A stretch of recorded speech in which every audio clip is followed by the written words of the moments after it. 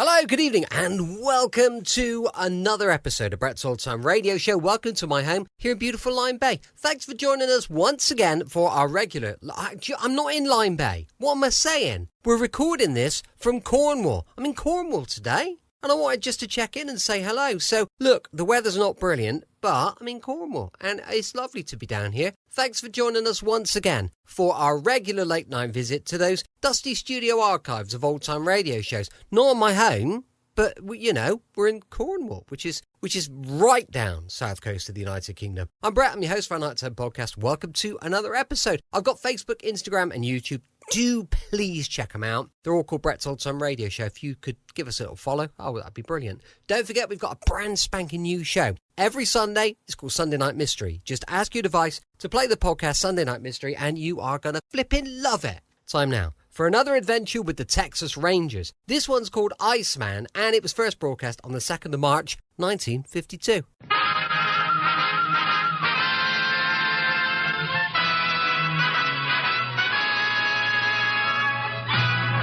Tales of the Texas Rangers, starring Joel McRae as Ranger Jace Pearson. Another authentic reenactment of a case transcribed from the files of the Texas Rangers.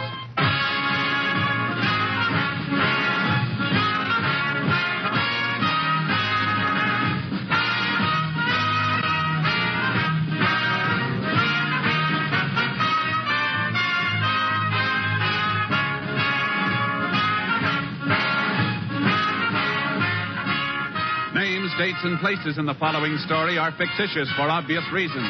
The events themselves are a matter of record.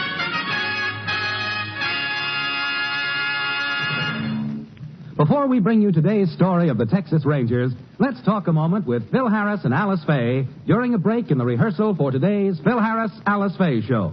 Thank you, Bill Foreman. You know, folks, I welcome this opportunity to talk with you about the great lineup of stellar entertainment in store for you this evening right here on NBC. Right after Tales of the Texas Rangers, Tallulah Bankhead will bring you all of her darling guest stars on the big show. And I know that she has some of your favorite entertainers with her today, and I hope you'll listen to the big show. And then right after Tallulah and her guests, it's time for my show. The show... Our show. You could be right.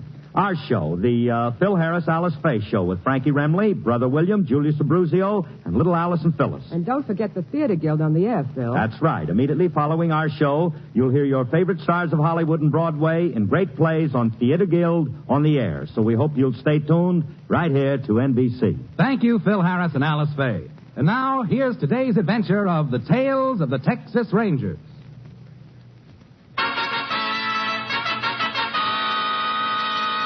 And now, from the files of the Texas Rangers, the case called The Iceman.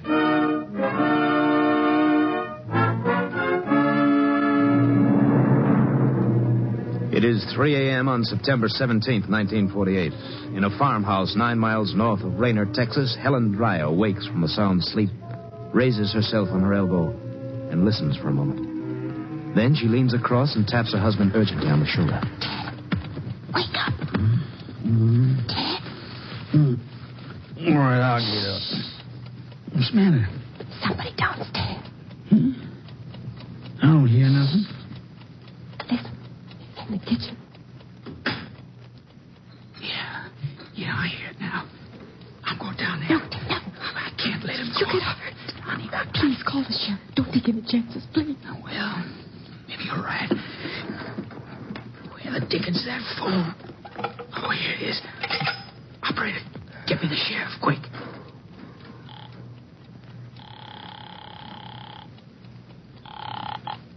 Sheriff Holmes speaking. Sheriff, this is Ted Dreyer. You'll have to talk up. I can't hear you. There's a burglar in my house. Who'd you say this was? Ted Dreyer, Farm Road 22. The man's down in my kitchen. Well, I'll get out there right away.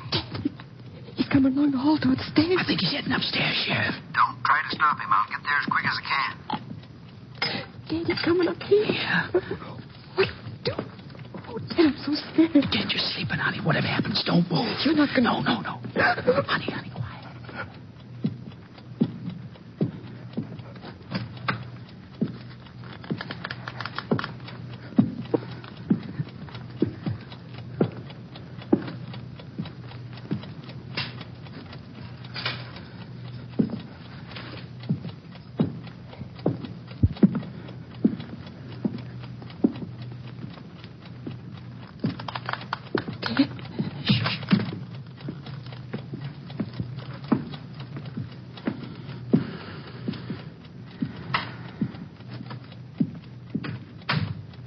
Is he gone? Yeah, honey. He's gone. Did you see what it looked like? No. It was too dark.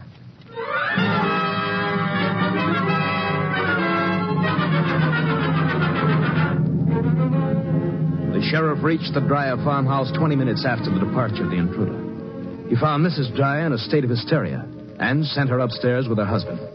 After a cursory investigation, he immediately contacted the Texas Rangers and requested assistance. Ranger Jace Pearson was assigned, arriving on the scene at 4:25 a.m. The sheriff led him directly to the kitchen. Hey, you see what I mean, Jace? Yeah, I'm glad you called us, Sheriff. Looks like it might be the one we've been after a long time. I kind of figured it was. Way he broke into the kitchen and raided the icebox first. I can't get over that. Eating the family's food before he tackles a job. He's pretty cool. It's one of the things that's made him so hard to catch. Let's see if he's left another one of his trademarks. You looking for anything special, Jace? I've found it. What is it? Method he uses to trip the latch on the screen door. Pushes an ice pick through the screen. Does he always carry that ice pick with him? As far as we know, he does. Cap Stinson over at headquarters calls him the Iceman. Well, Iceman or no, I sure don't relish having him in my county. Afraid you'll have him around town for one more night anyhow. Why would make you say that? It's part of his M.O. Always hits 2 nights in a row in the same area. Pick's house is pretty far from town, and the second place is always on the opposite side of town from the one he worked the night before. It shouldn't be hard to nab him then. That's what we've thought for over a year now. We even know a couple of other interesting things about him. He never enters a house where there's a dog, and he wears gloves on the job. And even knowing this, we haven't been able to catch him. So you haven't been getting any fingerprints on him then, huh? No. I sure wish somebody'd at least get a look at him. We've learned a lot about him since he's been operating, but we still don't have any idea what he looks like. Well, maybe the Dryers can tell us something. She ought to be feeling better by now. Just a second. What's this on the floor? You have a piece of paper handy I can use to sweep some of it up? Well, here's a sheet out of my notebook. That'd do the trick. Uh-huh. Thanks. Yeah, I thought so. What is it, Jason? Here, smell it.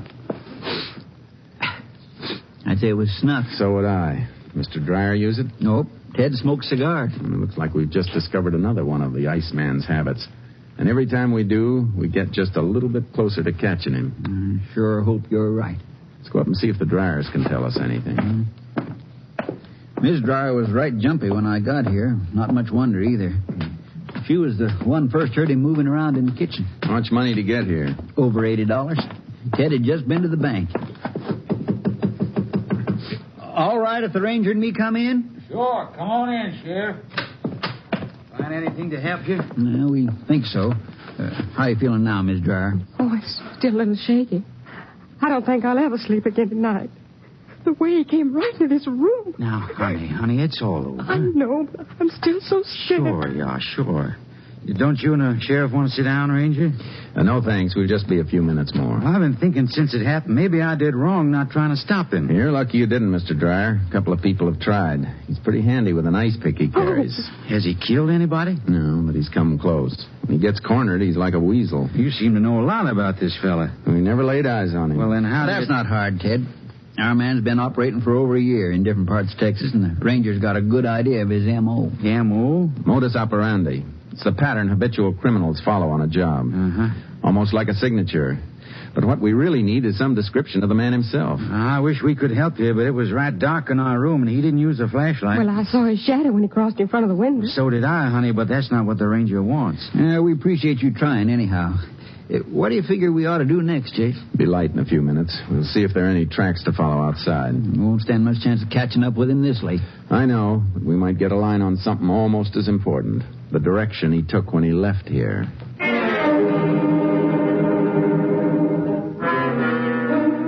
As soon as it was light enough for trailing, we went outside. Back of the house, we found a spot where the thief had rested on the ground prior to the burglary. Near the front door, we discovered tracks leading southeast across the fields. I unloaded charcoal from the trailer, and the sheriff borrowed a horse from Mr. Dreyer. Tracks were easy to follow. After about 3 miles, we pulled up. Ooh, charcoal. Oh, boy. Yeah. What do you make of that, Jason? Looks like he stopped to rest again. The way the brush is crushed, I'd say he'd spent quite a while here. Yeah, and I don't figure. Why would a man who just broke into a house stop so close to the place he robbed? Could have been waiting for something.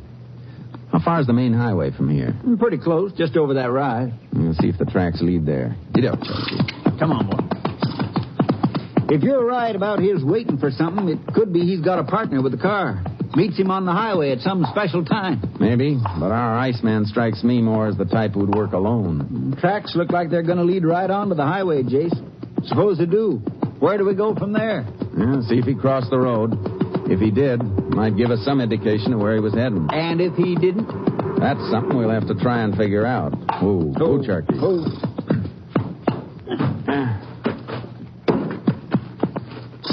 Yeah, the tracks stop at the highway, all right. Uh-huh. Take a look over here. Well, Jace, it's a snuff box. Looks like it's been run over by a car. Uh-huh, or something heavier. Sheriff, we just might have the answer to one of the biggest problems about our man. What's that? Transportation. How he gets back into town after a job. I don't follow you, Jace. Come on back here. Yeah, these marks in the gravel. Yeah? What do they look like to you? Well, they could be tire marks. From dual wheels. Double spurt of gravel where they started off. And up there where the snuff box was, you can see where the front wheels turned. You figure he might have been picked up by a truck? It's a little too long for a truck. Could have been one of those big trailer jobs. Yeah, then the rear wheels wouldn't have traction. No, I got a hunch it was a bus that picked our friend up. Well, there is a bus due in town from this direction at 4:50. And make it pass here around 4:30. Just right for the Iceman to make it. You mean he might plan his jobs around bus schedule? It's possible. Reckon we better try to locate the driver who brought in that bus. That shouldn't be too hard. Drivers all change at Raynor. And we're going to get into town. See if he remembers picking up a passenger at this spot. Hey, Jace, we could really be on to something. We got a few other angles to check before we're sure. But if they pan out, we got just one more detail in the Iceman's M.O., and this might be the one that trips him up.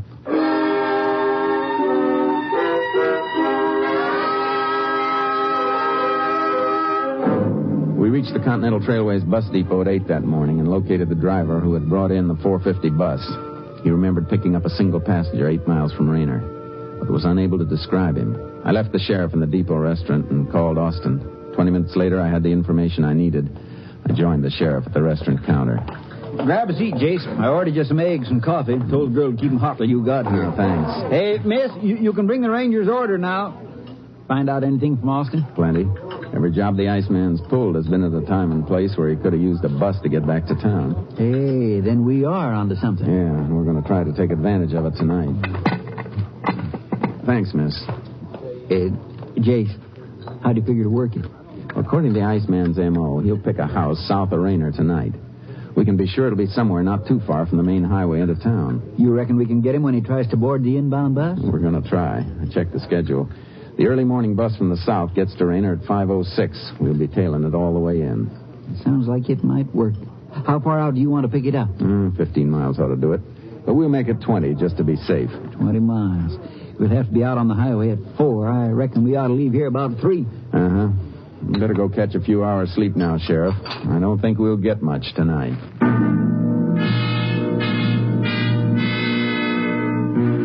At 3 the next morning, the sheriff and I drove south on the highway out of Raynor. It was still dark when we picked up the inbound bus at 4:17 a.m. We tailed it for 5 miles without seeing anyone. 10 miles from town and still no results. At the 7-mile mark, the sheriff leaned forward in his seat. Hey, Jace. Yeah?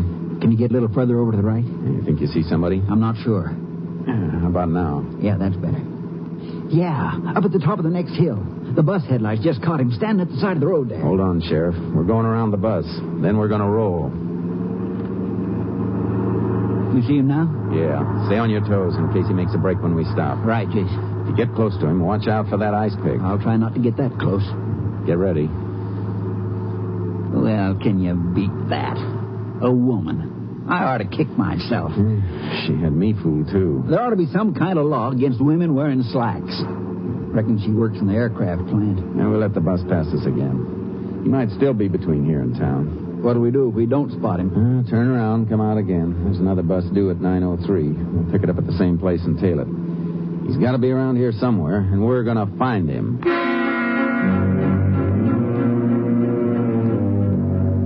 The bus we were following picked up no more passengers on the way to town. We repeated the procedure with a 9:03 bus. Still no results. little before 10 that morning, the sheriff and I walked into his office. I swear I don't understand it, Jace. I just don't understand it. How come he didn't show up? It beats me, Sheriff. For a year or more, a man operates a certain way. Picks off 2 houses and 2 consecutive nights. I don't know.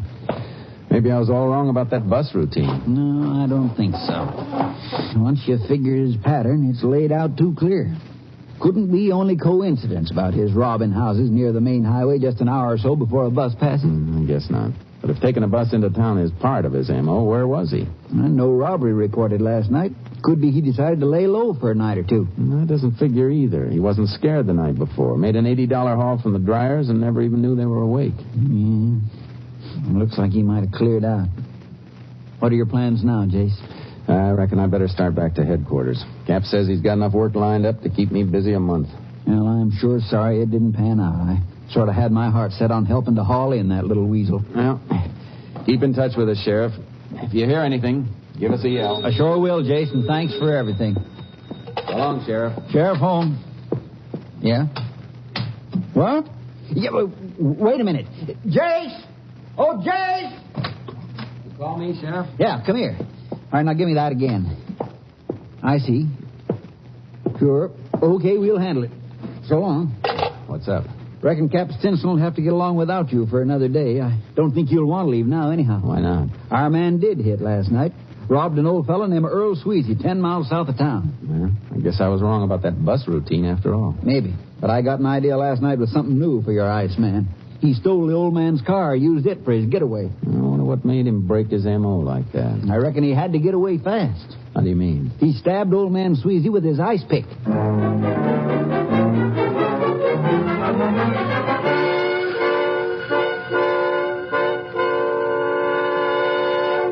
In just a moment, we will continue with Tales of the Texas Rangers, starring Joel McCrea as Ranger Jace Pearson. Have you ever stood on a western plain and watched the black funnel-like cloud of a tornado sweep across the countryside?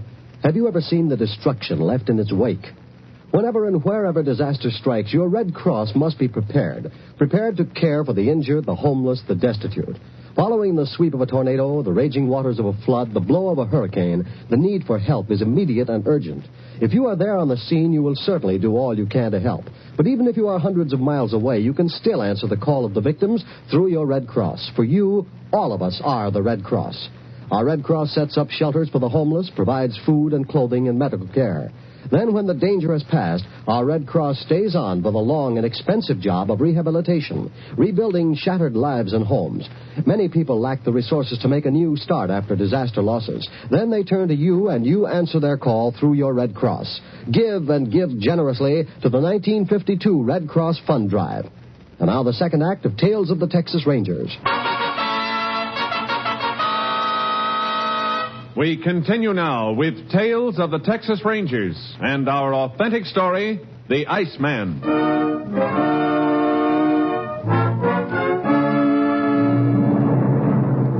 We left immediately for Earl Sweezy's farmhouse. On the way, the sheriff told me as much of the story as he'd heard over the phone. The old man had surprised the intruder and struggled with him before he was stabbed twice in the shoulder.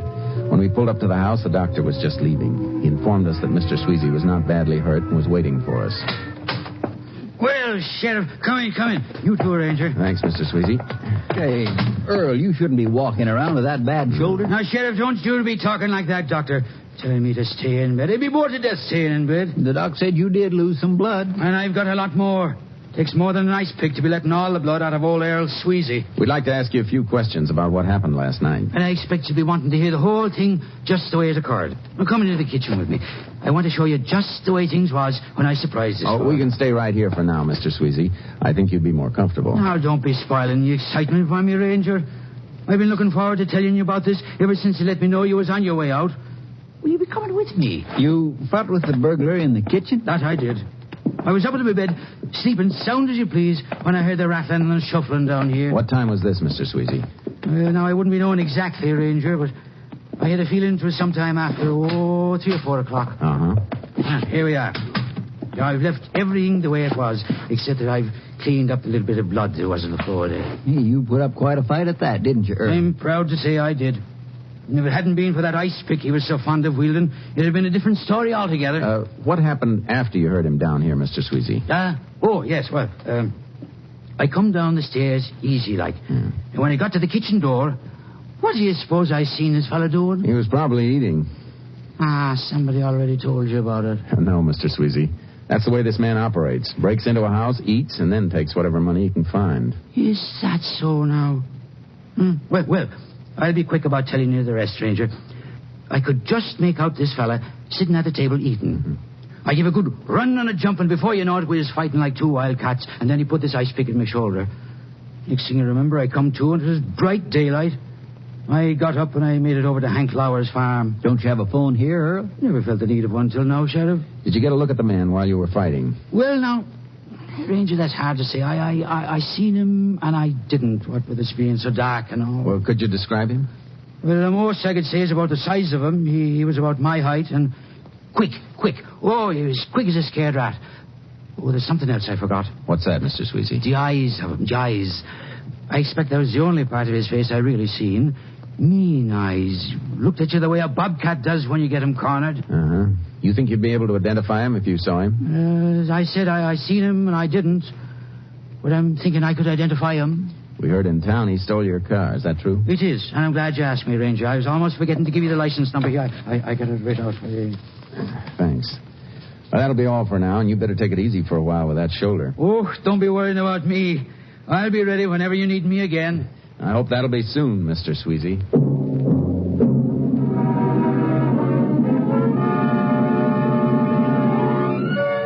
We put out a tracer on Mr. Sweezy's car. Around noon of the third day, the car was found covered with brush off a small dirt road near Route 190.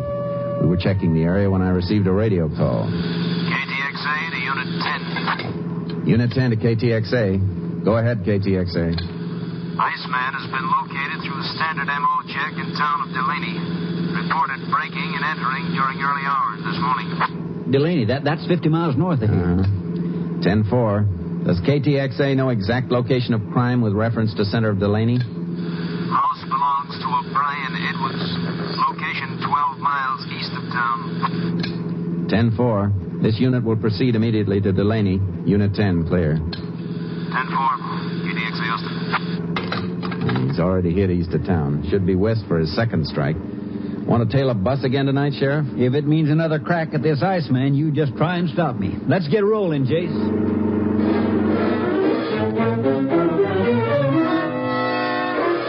In Delaney, we checked the bus schedules and learned there was a Continental Trailways local inbound from the west at 4:57. By 4, we'd intercepted the bus and started tailing it toward town.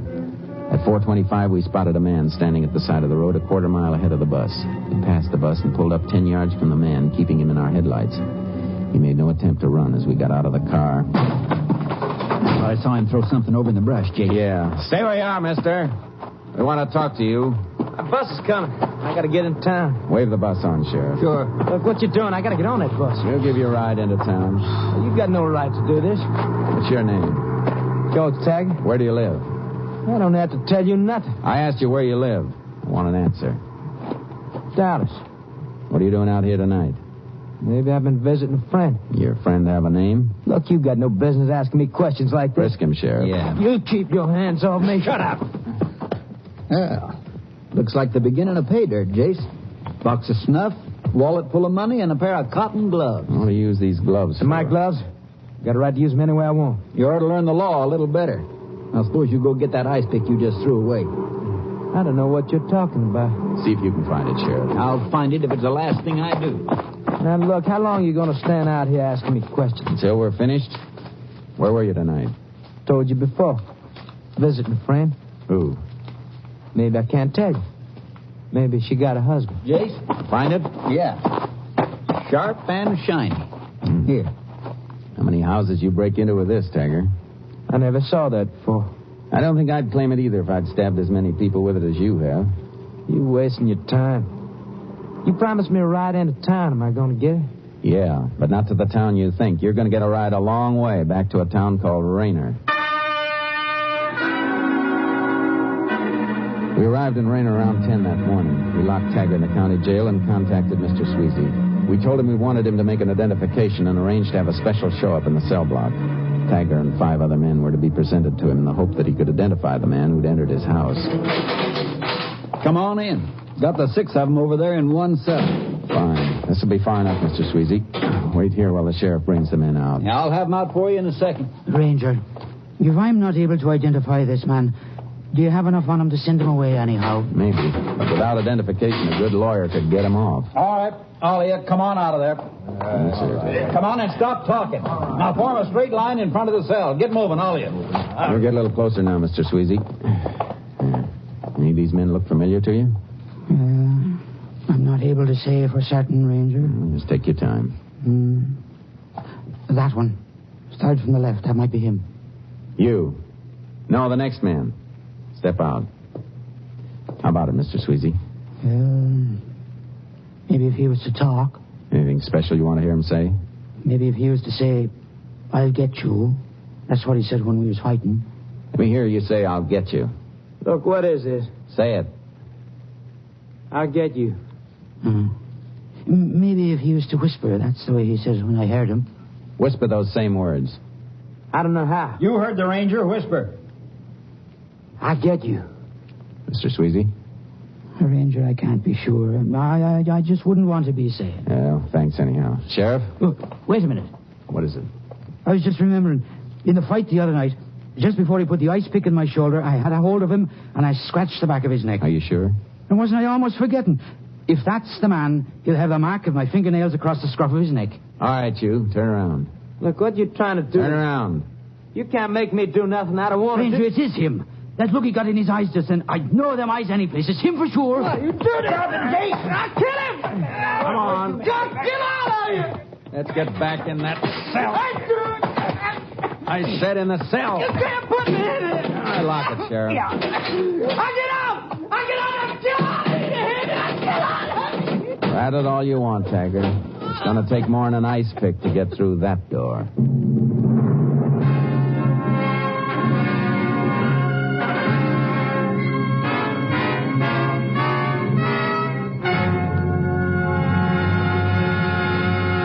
In just a moment, we will tell you the results of the case you have just heard.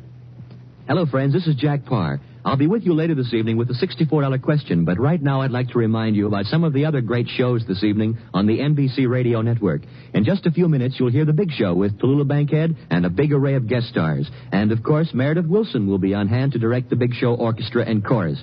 You will hear 90 minutes of scintillating comedy and music today on The Big Show. And then, right after The Big Show, stick around for the Phil Harris, Alice Faye Show with Frankie Remley, Julius Abruzio, Brother William, and the entire Harris household. It's a program that's sure to please you. Later today, Theater Guild on the Air will bring you stars from Hollywood and Broadway in an exciting Broadway play. And right after Theater Guild on the Air, I'll be back with a pocket full of money and the $64 question. I'll be talking to a lot of contestants tonight, and maybe you will hear one of your neighbors. So why not stay tuned right now to the NBC for a whole evening of great entertainment. I'll be looking for you in our radio audience tonight. And now, let's get back to the tales of the Texas Rangers.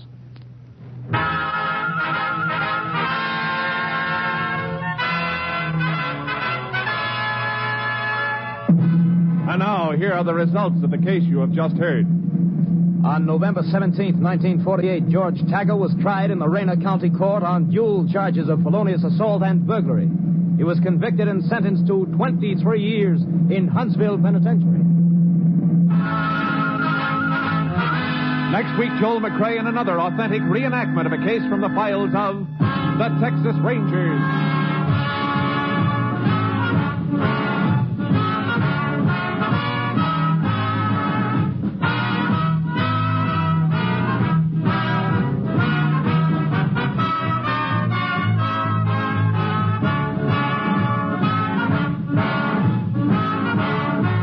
Joel McCrea will soon be seen in San Francisco Story, a Warner Brothers release. The cast included Tony Barrett, Lillian Bayef, Whitfield Connor, and Parley Bear. Technical advisor was Captain M.T. Lone Wolf Gonzalez of the Texas Rangers. This story was transcribed and adapted by Charles E. Israel, and the program is produced and directed by Stacy Keach. Hal Gibney speaking.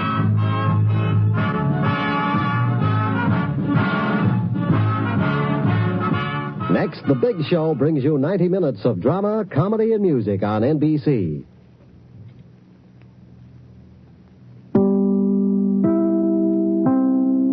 Welcome back. Hope you enjoyed our latest adventure with the Texas Rangers, and a bit of comedy tomorrow. Bit of comedy and adventure, in theory, with It's Dad's Army, going live at 5 p.m. GMT. As I mentioned earlier, we've got a great new podcast. If you could check it out, I'd love that. It's called Sunday Night Mystery. It's available on all your usual podcast outlets. You'll find it there, so do please check it out. Thanks for listening. I'll be with you 7 days a week, each and every week, and I'll see you tomorrow on Brett's Old Time Radio Show. Love you. Bye.